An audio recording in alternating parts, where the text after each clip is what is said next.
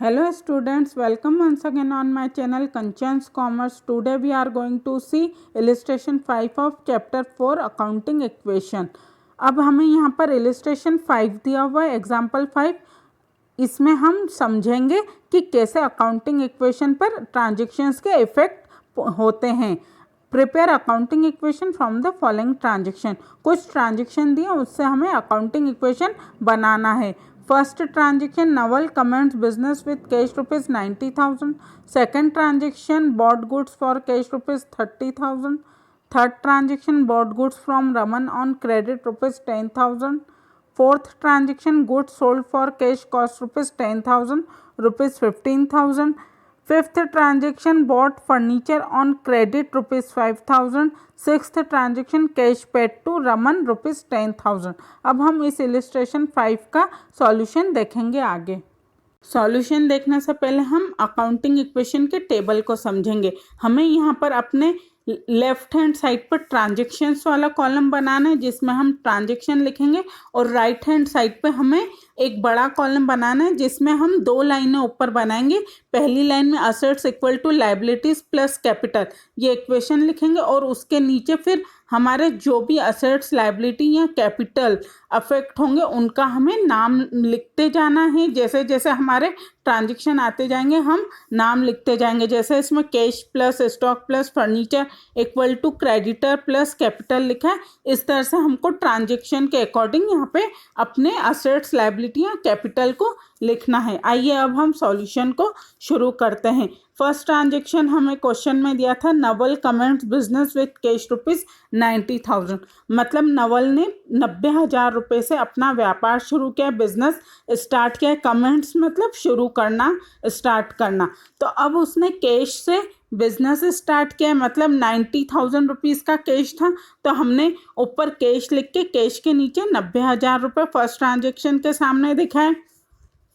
फिर हमने वैसे ही प्लस का साइन लगाया, ठीक है, ज़ीरो, फिर प्लस का साइन, फिर ज़ीरो इक्वल टू यहाँ पे ज़ीरो प्लस, और फिर उतना हमने कैपिटल में 90,000 दिखा दिया. मतलब जितना कैश था हमारे पास 90,000, उसी को एज अ कैपिटल पूंजी के रूप में हमने बिजनेस में लगाया, इसलिए कैपिटल में भी हमने 90,000 रुपये यहाँ पर शो कर दिया, दिखा दिया.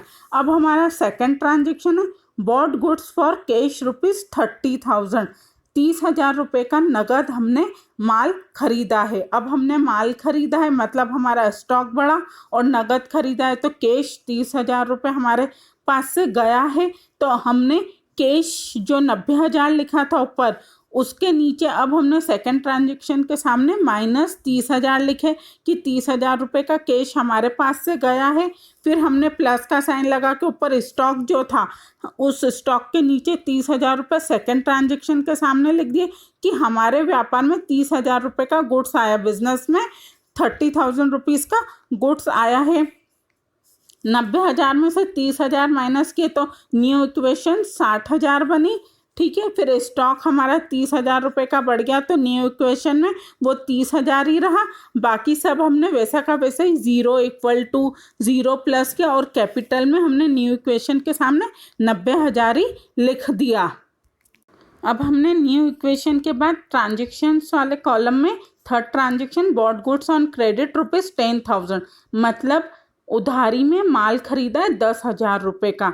10,000 रुपये का गुड्स हमने बॉट किया है, परचेज किया है उधारी में, क्रेडिट में. तो अब इसका इफेक्ट हमारा यहाँ पर सबसे पहले स्टॉक में जाएगा. हमने गुड्स खरीदा है उधारी में तो हमारा स्टॉक बढ़ गया.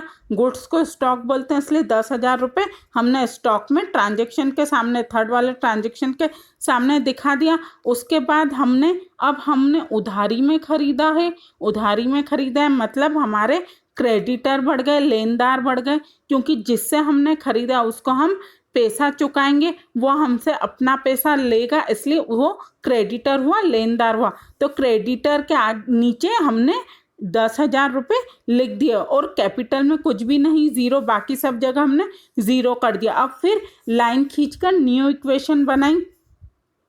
कैश 60,000, स्टॉक हमारा 40,000 हो जाएगा. कैसे?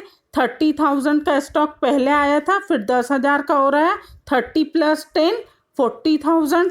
और यहाँ पर नया क्रेडिटर और आ गया है 10,000 का, तो न्यू इक्वेशन में हमने 10,000 लिख दिया और बाकी कैपिटल जो है वो 90,000 ही लिखवाएगी। अब फिर से न्यू इक्वेशन के नीचे ट्रांजेक्शन्स वाले कॉलम में हम फोर्थ ट्रांजेक्शन लिखेंगे, sold goods for cash ₹15,000, cost ₹10,000। यहाँ पर कहने का मतलब है ट्रांजेक्शन का कि 10,000 रुपये की लागत वाला गुड्स हमने 15,000 रुपये में नगद बेच दिया। मतलब जिस गुड्स की लागत 10,000 रुपये थी व्यापारी के लिए, बिजनेसमैन के लिए, उसने उस गुड्स को 15,000 रुपये में बेचा। मतलब बिजनेसमैन खुद 10,000 रुपये में खरीद के लाया था उसको और 5,000 प्रॉफिट के साथ 15,000 रुपये में बेच दिया अपने कस्टमर को।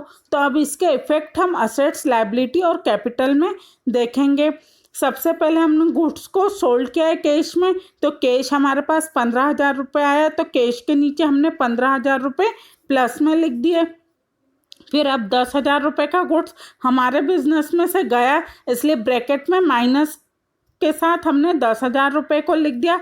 अब 15,000 में से 10,000 रुपये माइनस किए तो 5,000 रुपये का प्रॉफिट हुआ। मतलब हमारी कैपिटल 5,000 रुपये से बढ़ गई। जब भी इस तरह का ट्रांजैक्शन आता है या होता है तो इसमें जो प्रॉफिट होता है उससे हम कैपिटल को बढ़ाते हैं। अब फिर से न्यू इक्वेशन बनेगी लाइन खींचने के बाद, 60,000 प्लस 15,000 कैश में तो 75,000। मतलब पहले 60,000 कैश था, 15,000 का और नगद आया, कैश आया, तो 75,000 कैश हो गया। अब यहाँ पर स्टॉक में 40,000 रुपये का स्टॉक था जिसमें से 10,000 रुपये का बिक गया, बेच दिया, तो 30,000 रुपये हो गए। मतलब 40 में से 10 माइनस किए तो 30,000 रुपये का स्टॉक हुआ। अब क्रेडिटर 10,000 का 10,000 ही लिखेंगे, यहाँ पे अभी कोई इफेक्ट नहीं हुआ है। अब कैपिटल में 90,000 की कैपिटल थी, 5,000 का प्रॉफिट और जुड़ गया तो 95,000 की कैपिटल हो गई। अब न्यू इक्वेशन के नीचे फिफ्थ ट्रांजेक्शन हमने लिखा, बॉट फर्नीचर ऑन क्रेडिट ₹5,000। मतलब उधारी में फर्नीचर खरीदा है। तो अब यहाँ पर 5,000 रुपये का फर्नीचर उधारी में खरीदा है, तो हमने फर्नीचर लिखा ऊपर और फर्नीचर के नीचे हमने यहाँ पर फिफ्थ ट्रांजेक्शन के सामने 5,000 रुपये लिखे, क्योंकि हमारे बिजनेस में 5,000 रुपये का फर्नीचर आया है। अब हमने इसको उधारी में खरीदा, मतलब फिर से हमारे 5,000 रुपये के क्रेडिटर बढ़ गए, लेनदार बढ़ गए, क्योंकि जिससे हमने उधारी में खरीदा है वो हमसे अपना 5,000 रुपये लेगा, इसलिए वो लेनदार है, क्रेडिटर है हमारा। तो 5,000 रुपये के क्रेडिटर बढ़ गए, तो हमने क्रेडिटर के नीचे यहाँ पर 5,000 रुपये लिख दिए। ठीक है, अब फिर से न्यू इक्वेशन बनेगी। अब न्यू इक्वेशन में कैश के नीचे तो 75,000 ही रहेगा, प्लस स्टॉक में भी 30,000 रहेगा, प्लस अब फर्नीचर 5,000 रुपये जुड़ जाएगा, फिर इक्वल टू का साइन लगेगा। और अब यहाँ पर हमारे क्रेडिटर पहले 10,000 रुपये के थे और 5,000 रुपये के बढ़ गए, मतलब 10 प्लस 5 15,000, प्लस अब कैपिटल हमारा 95,000 ही रहेगा अभी तक, क्योंकि कैपिटल पे कोई इफेक्ट नहीं हुआ है। फिर सिक्स्थ ट्रांजेक्शन न्यू इक्वेशन के बाद हम लिखेंगे ट्रांजेक्शन्स वाले कॉलम में, पेड कैश टू रमन ₹10,000। मतलब रमन को नगद चुकाया है 10,000 रुपये। तो अब इसके इफेक्ट हम असेट्स, लायबिलिटी और कैपिटल पे देखेंगे। हमने रमन को नगद चुकाया है, मतलब हमारा कैश कम हुआ है, तो हमने कैश में 75,000 के नीचे सिक्स्थ ट्रांजेक्शन के सामने 10,000 रुपये माइनस में लिखे, फिर प्लस का साइन वैसा का वैसा ही, 30,000 के नीचे 0 क्योंकि कोई इफेक्ट नहीं था, फिर प्लस का साइन, 5,000 के नीचे 0 क्योंकि कोई इफेक्ट नहीं था, फिर इक्वल टू का साइन। अब क्रेडिटर में हमने 10,000 रुपये माइनस में लिखे, क्यों? क्योंकि रमन को एक क्रेडिटर था, तो रमन को पैसा हमने चुकाया है, मतलब 10,000 रुपये के क्रेडिटर हमारे कम हो गए हैं। तो 15 में से 10,000 माइनस किए हमने, 10,000 यहाँ पर दिखा दिया है, और फिर कैपिटल में हमने कुछ भी नहीं था तो 0 लिख दिया।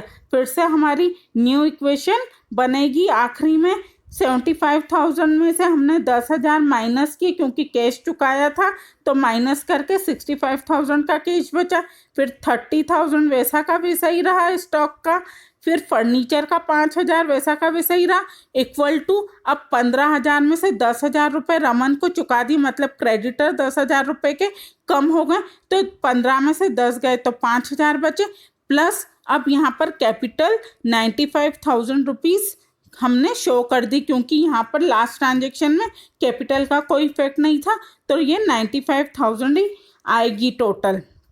अब इसी तरह हम अपनी आखिरी वाली न्यू इक्वेशन की टोटल लगाएंगे। आप देखिए इसमें असेट्स और लाइबिलिटी साइड दोनों इक्वल आएगी। 65,000 प्लस 30,000 प्लस 5,000 तो कितना हुआ 1 lakh. 65,000 plus 30,000 95,000 plus 5,000 1 lakh rupees equal to 5,000 plus 95,000 1 lakh, मतलब हमारी असेट साइड भी 1 लाख रुपीज़ आ गई टोटल और हमारी लाइबिलिटी साइड की भी 1 लाख आ गई। असेट साइड पे 3 अमाउंट दी थी, 65,000 प्लस 30,000 प्लस 5,000, तीनों को प्लस किया तो 1 लाख टोटल आई। और यहाँ पर लाइबिलिटी साइड पे 2 अमाउंट दी थी, 5,000 प्लस 95,000, इन दोनों को प्लस किया तो 1 लाख अमाउंट हमारी आई, टोटल आई। अब यहाँ पे नीचे देखिए नोट दिया हुआ है कि हमेशा प्रॉफिट कैपिटल को इंक्रीज करता है, बढ़ाता है। 5,000 रुपये के प्रॉफिट के साथ कैपिटल बढ़ेगा, जो हमने यहाँ पर फोर्थ ट्रांजेक्शन में दिखाया है कि 15,000 में से 10,000 रुपये माइनस किए तो 5,000 रुपये का प्रॉफिट हुआ, जिसको हमने कैपिटल में बढ़ता हुआ दिखाया है। यहाँ पे कैपिटल के नीचे लिख के हमने टोटल 90 प्लस 5 95,000 न्यू इक्वेशन में लिखा है। हमेशा कैपिटल को प्रॉफिट बढ़ाता है, जब जब हमें प्रॉफिट होगा वो कैपिटल को बढ़ाएगा। अब इसी तरह इलिस्ट्रेशन 5 मतलब एग्जाम्पल नंबर 5 कंप्लीट हुआ। आई होप स्टूडेंट्स आपको यह इलिस्ट्रेशन 5 समझ में आ गया होगा। अब आगे के पॉइंट्स के साथ मैं नेक्स्ट वीडियो में मिलूंगी। Like share and subscribe my channel. Thank you.